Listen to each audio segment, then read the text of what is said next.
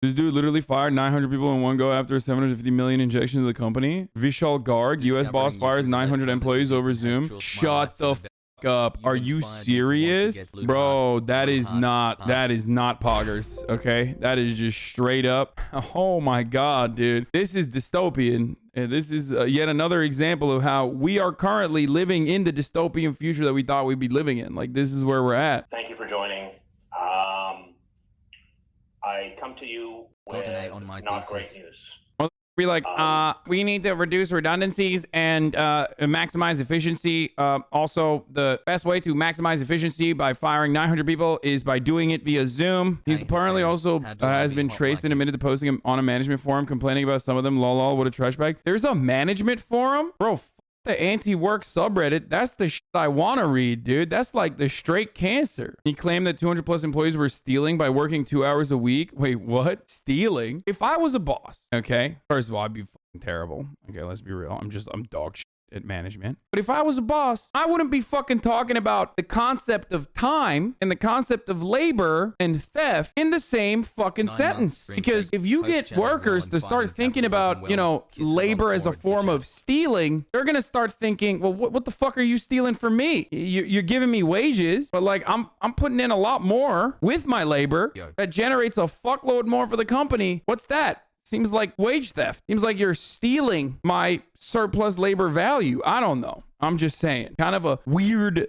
thing to bring up. As you know, and we have to move with it in order to survive so that hopefully we can continue to thrive and deliver on a mission.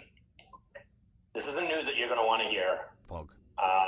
But yeah, no shit he doesn't want to hear. He still, bro, my man is watching from a laptop that still has that clitoris on it, bro. He's got the keyboard clit. My man's laptop is stuck in 2007 and you're about to fire him over it, bro. That's crazy. Listen, if you still got that fucking keyboard clit up in your laptop, dude, I mean, don't trash talk Lenovo's. Yeah, that's for sure a work laptop. I know, my brother has one too. This is my decision, and I wanted you to hear from me. It's been a really, really challenging decision to make.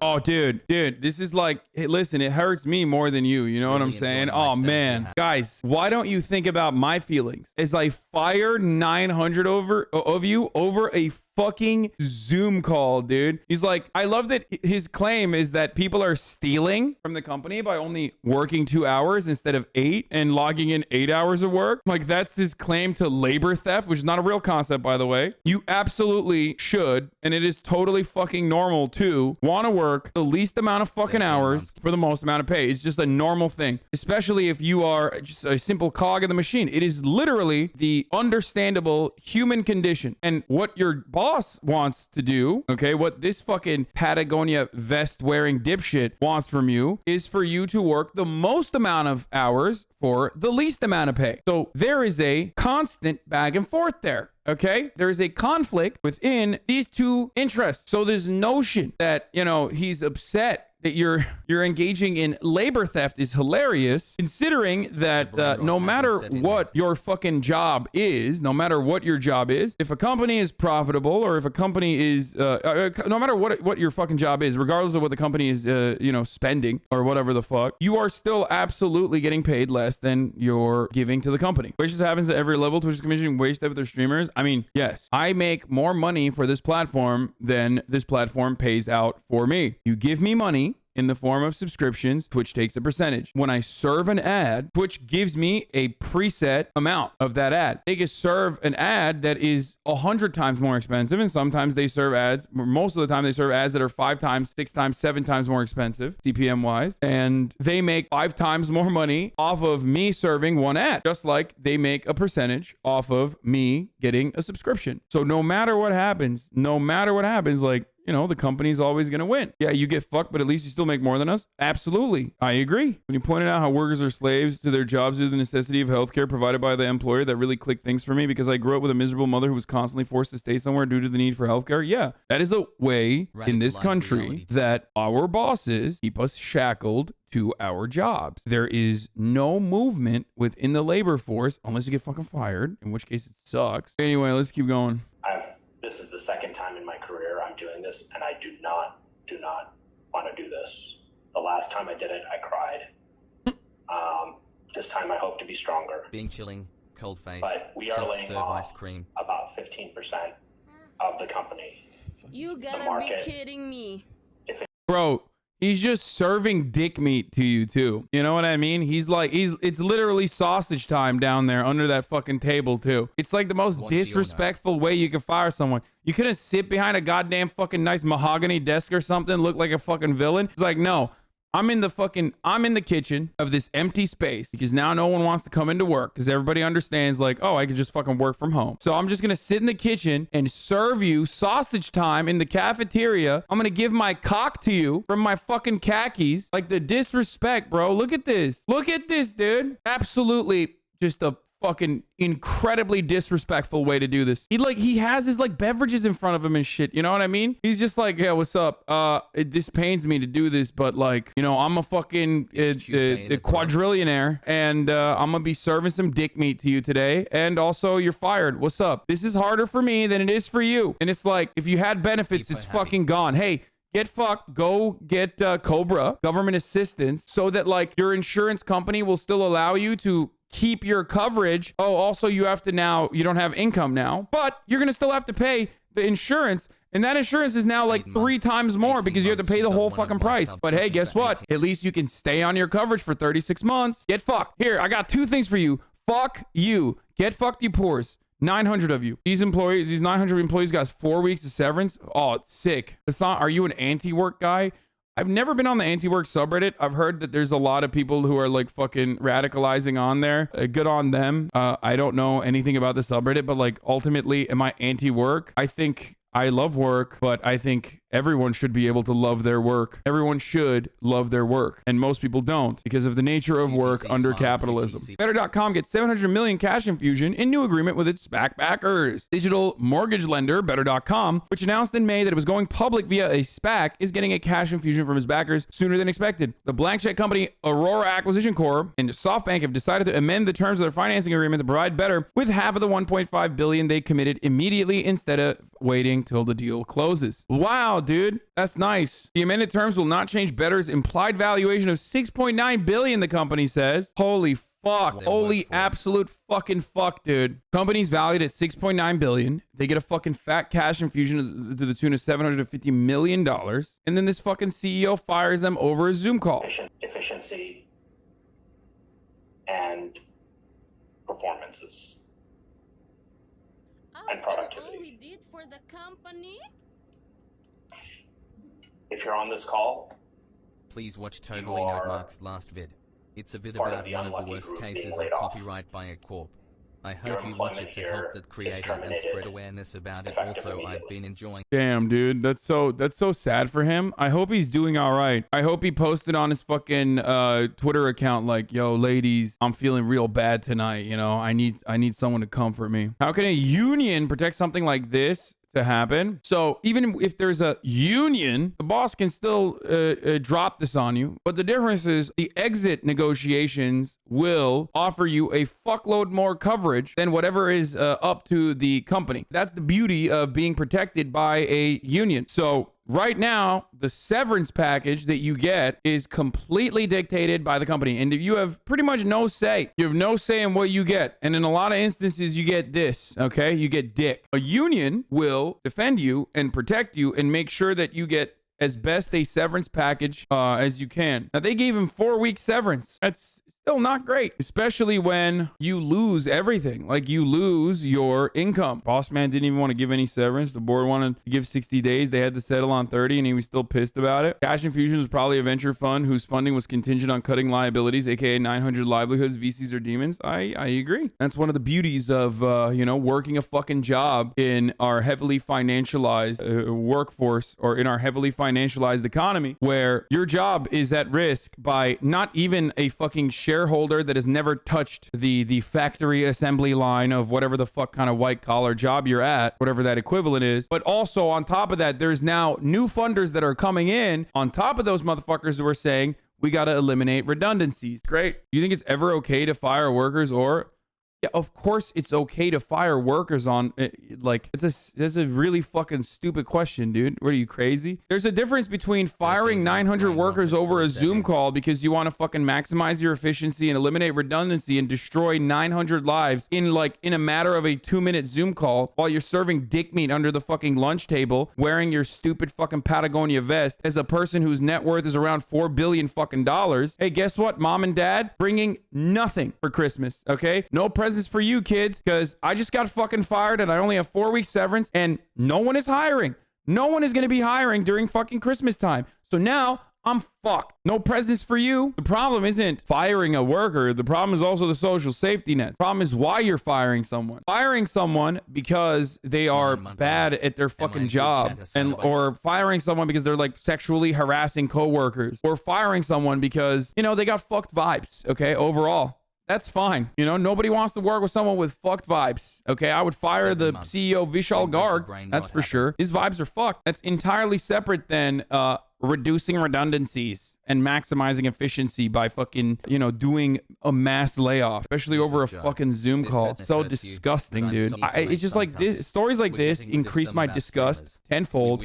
And then I am reminded that in China, 72 billionaires disappeared under mysterious circumstances. 14 were directly executed by the state. The average age of the billionaire in China that passed away from, you know, unforeseeable illnesses was 48, very young. And that China routinely decides to do certain things with their billionaires and also the businesses that they own in what they consider to be anti-monopolization tactics. And, you know, they'll just take over the company. They're like, yeah, we don't like what you're doing. We are taking over the company. Or sometimes they just will tell you to donate because prosperity is important for all. We all must prosper, right? We're not anti-growth, says Xi Jinping. Says we want everyone in China to prosper. So in order to maximize that prosperity, you do voluntary charity, for example. And not like Jeff Bezos style voluntary charity. I'm not talking like, oh yeah, I gave like $10 million. Ooh, look at me, I'm so sick. No, I mean like drop a $3 billion stack into the government coffers right now, kind of voluntary charity. But I'm just saying that like it would be nice if the government worked for the people and an overarching goal of like improving society rather than, you know, an empty coffer, an empty vessel that is basically a fucking money suck operation that takes taxes from the middle class, working class people, and then pumps it back into subsidies for billionaire-owned corporations. I'm just saying, it would be nicer if we had a government that we could have confidence in, if we had a party that we felt like was fighting for our best interests. Lol, he's right though. Okay, micro and macroeconomics Andes, listen, I do not subscribe to the capitalist dogma that the current economic organization of society is an appropriate one or an empathetical one or an empathetic one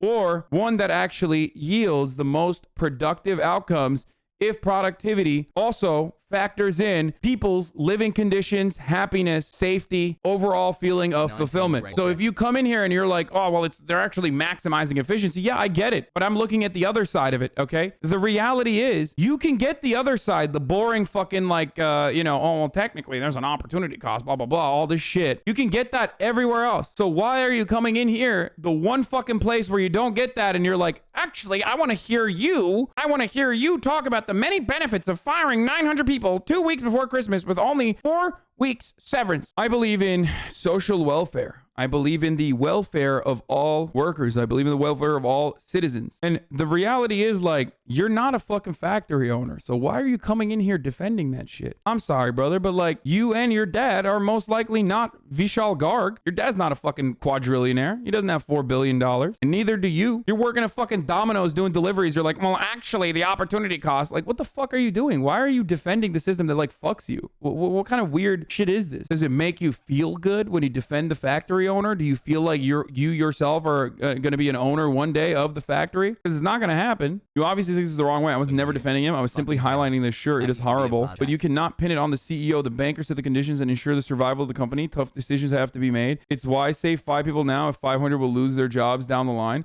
First of all, you literally made the argument that it's okay to fucking fire 900 people because maybe hypothetically there will be 1,000 people hired down the line. So you don't have any fucking evidence for that. And secondly, why put the decisions on the CEO? They don't have to do a fucking SPAC. guy. They don't like, that's not, there is no gunpoint. Oh man, we literally have to fucking do a SPAC, bro. Like we have to.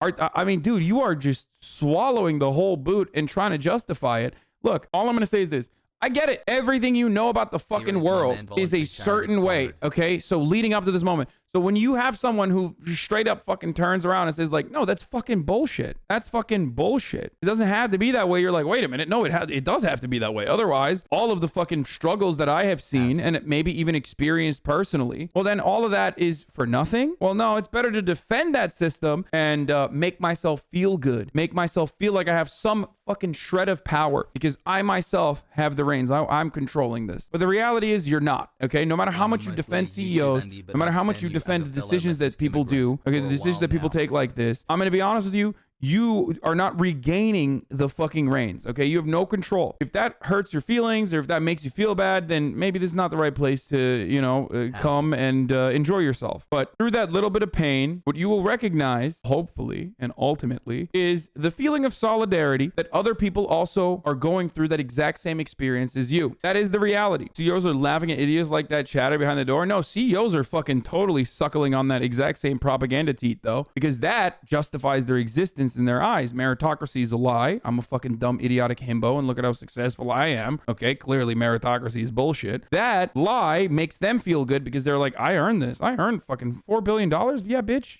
Of course. Yeah, I got my fucking money up, dude. I got my fucking money up, baby. Yeah, it's cool that I have $4 billion and that's my net worth. And I'm living in a country where like literally down the fucking street, someone is dying. Like someone is dying on a street corner, throwing up, fucking just cracked out, dying in a street corner. And I'm upstairs in the fucking penthouse, like counting my money, baby, because I deserve it. And that guy, well, he's a fucking loser. And that's why he's down there. Okay. You know how many fucking rich people I talk to, dude? I have a lot of rich friends. They all think they fucking straight up. They all think they are, you know, God's gift on earth and that, you know, they weren't just like lucky and in the right place in the right time, that they truly worked super hard for the system that is ultimately fair. If you work hard and you work smart, you will make it. Okay. Garg accused some laid off employees of stealing. After the layoffs, Garg reportedly accused 250 of the laid off employees for stealing from the company by not being productive. You guys know that at least 250 of the people terminated were working an average of 2 hours a day while clocking in 8+ hours a day in the payroll system. They were stealing from you and stealing from your customers who pay the bills that pay our bills. Get educated, Garg wrote in one of the series of messages posted on an anonymous network, Fortune reported. Not long after the layoffs, Garg also held a live stream town hall meeting for the rest of the company and laid out his vision for a better 2.0 that would have a leaner, meaner, hungrier workforce, Insider reports. Leaner, meaner, hungrier workforce, as in the 900 people that just got laid off, we are going to make the other people that are still here work triply as hard, depending on what the size of their fucking workforce was. It isn't that the money is tight at the digital mortgage company. Add insult to injury here. The day before the layoffs, Better.com actually got an infusion of cash to the tune of $750 million from a blank check company or acquisition form. A corp that we already mentioned. In May, the company announced its plan to go public with a merger with the SPAC. SoftBank subsidiary SB Management Limited would commit to $1.5 billion PIPE investment in the combined company as a part of the transaction. The SPAC and SoftBank recently amended their agreement to give Better.com half the amount before the deal closes. According to Comparably.com, the highest paid executive at Better.com makes the annual salary of $400,000. However, the site doesn't specifically say that it's Garg's salary as a CEO. Daily Beast reports that Garg received a holiday bonus of $25 million last year. Nice. Garg has a history of volatile behavior. In November 2020, Forbes released an email that Garg sent to his employees calling them dumb dolphins. Hello, wake up, Better team. Garg wrote in an email released by Forbes. You are too damn slow. You are a bunch of dumb dolphins, and dumb dolphins get caught in nets and eaten by sharks. So stop it. Stop it. Stop it right now. You are embarrassing me. Oh, just imagining what happens in China. Just thinking about just the Chinese style takeover of Better.com. Oh. Every time I read stories like this, now I think about 72 billionaires in China that passed away under mysterious circumstances. 14 of them were directly executed by the government. Every time. And it just centers me. It just calms me. You know what I mean? When I see this kind of behavior, it fucking calms me down. Makes me feel a lot better. I'm surprised that no r/neoliberal Andes are in here currently yelling at me about how I am just like this guy because I exploit my viewership. That is kind of surprising. I think we might have like straight up banned all the fucking weirdo liberals. So good. Okay. Garg also threatened to burn alive his former business partner Raza Khan during a 2019 deposition in a lawsuit where Khan claimed Garg misappropriated funds. Seems like a good guy. Seems like a good dude. Why is asshole entitled management the norm? Like they're getting underpaid and overworked and exploited too. Why the fuck are they acting like workplace cops and shit? First of all, the CEO is not getting underpaid and overworked, okay? He's an executive. At that level, you're not. And the entire purpose of management, for the most part, is literally to fucking whip the workers. So if you think this bad, look at the first line of this article. Evergrande gave workers a choice: lend us cash or lose your bonus. The Chinese property giant owes $300 billion and is on the hook for as many as 1.6 million apartments. It may owe tens of thousands of his employees money too. When the troubled Chinese property giant Evergrande was starved for cash earlier this year, it turned to its own employees with a strong arm pitch. Those who want to keep their bonuses would have to give Evergrande a short-term loan. Some workers tapped their friends and family for money to lend the company. Jesus fucking Christ, dude. Come on. Come on. Jail. What are you doing? What the fuck are we doing here? What happened to the Evergrande CEO now, actually? Let's see. What is China doing to the Evergrande CEO? The founder of Evergrande is said to have used $1.1 billion of his own money to pay down company debt, pledging mansions and selling art to raise funds. Oh, is this our future? Fuck no, dude. Unfortunately not. Can you imagine a world in which a company, first of all, America, the American government literally operates in a way where there are companies that are too big to fail. And in order to maintain market stability, they will literally do everything they can to subsidize companies that make these sorts of fucking decisions and to ensure that, like, there's some kind of bailout. In America, when a company makes bad decisions or like is over leveraged, okay, and is in like $300 million in debt or whatever the fuck, we help that company out by taking your tax dollars and fucking giving it to the company. And then when that bailout happens, those fucking demons, dude, those fucking demons will write themselves off fat fucking bonuses because they did their job. They got the money from the government to save the company. The board is happy. The shareholders are happy. Let's write ourselves a fucking nice little $20 million paycheck here and there. We do that. We literally fucking do that here in America. In China, this motherfucker is selling his underwear, okay? He's like selling bathwater, okay, to keep shit going. Evergrande's founder, Hui Kaiyan, has been selling personal assets or pledging them to raise funds. The money has gone towards bond interest and staff salaries and to keep building projects going. A report last month indicated that Chinese authorities told Hui to use his money to pay the company debt. With $300 billion in liabilities, the real estate giant is the world's most indebted developer. It has managed to pay off several overdue coupons just in time, averting a default that could send the rest of the sector and possibly the rest of the world into crisis. He raised $1.1 billion so far. The outlet did not specify which personal assets Hui has sold, but reports of the billionaire pledging and disposing assets are rife. Evergrande, meanwhile, is said to have sold two of the company's private jets for more than $50 million last month. It has been holding fire sales of its corporate assets, incurring huge losses to free up liquidity. Earlier Thursday, Evergrande said it was selling its entire stake in the film and streaming television company Hang Ten Network for 22.13 billion Hong Kong dollars. And last week, Evergrande sold the Dutch electric motor maker E-Traction for 2 million euros, a 97% discount on its purchase price. Holy fuck. Traders are also eyeing Hui's other assets, including a 60-meter yacht called Event that is estimated to be worth 60 million and a private Airbus jet, Reuters reported. Fuck yes, dude. Sell that shit. His net worth, because he's in danger of defaulting, his net worth went down to 11.1 billion from 27.7 billion. While his company is now 300 billion in debt, Hui has made 5.3 billion in dividends over the last 4 years. Oh, can you remind China, chat, that China sucks still? It's gonna be real hard, man. It's gonna be real hard to fucking explain how much China sucks after watching this, dude. They are a dominant hegemonic power that does a lot of fucking dog shit, and I call that shit out all the time. The treatment of the Uyghurs in Xinjiang, cultural genocide, all that sort of unacceptable shit that they engage in is the lack of civil liberties or the lack of freedom of speech. Not good. Straight up fucking mass surveilling and also locking up people and making their conditions unlivable when they are dissidents is not great. Things that I talk about regularly. Having said that, though, hard for you to fucking tell me that this is not fucking dope. Okay, go ahead. Tell me how bad this is, bro. Anyway, the guy who fired 900 people on Zoom before Christmas has a history of fraud and mismanagement allegations. But of course, that doesn't stop you from making fucking having a net worth of $4 billion. 900 employees on a fucking Zoom call. Yeeted. Terminated employees will receive a month of severance pay, a month of full benefits, and 2 months of cover-up, during which Better.com will pay the premium. Mr. Garg's decision to fire 900 people just before Christmas was met with swift backlash across social media, including the HasanAbi Twitch broadcast, where everybody, including the neoliberals, were in unison at shitting on him, except for some people. The CEO earned further ire after it was revealed the mass termination happened a day after the company got $700 million cash. We already saw that. Mr. Garg moved from India to Queens, New York with his family when he was 7 years old. During a podcast interview in 2019, Mr. Garg claimed his fascination with business started during high school, where he would purchase Cliff Notes and other books to resell his classmates at a markup. Oh my God, this dude was literally a scumbag, dude. He was like, yeah, I was a fucking scumbag when I was in high school. I was a scammer in high school, and I realized, like, that's business. He then claims he moved into reselling thrift store clothes on eBay. Oh my God, this is literally a Gary V plot point, dude. This is like the guy who listened to Gary V and actually did the things that Gary V tells you to do. The claim that is almost certainly incorrect is eBay was founded after he left high school. Oh, he's just lying. Before enrolling at NYU, he studied finance and international business. In 2000, Mr. Garg and his high school friend and fellow immigrant Raza Khan began a private student loan company called My Rich Uncle. The site separated itself from other lenders by using algorithms to determine the borrowing terms for interested students. So his homie was a coder. So he brought his coder homie on, got probably a fat check to tell people that we can do predatory lending, high school student, or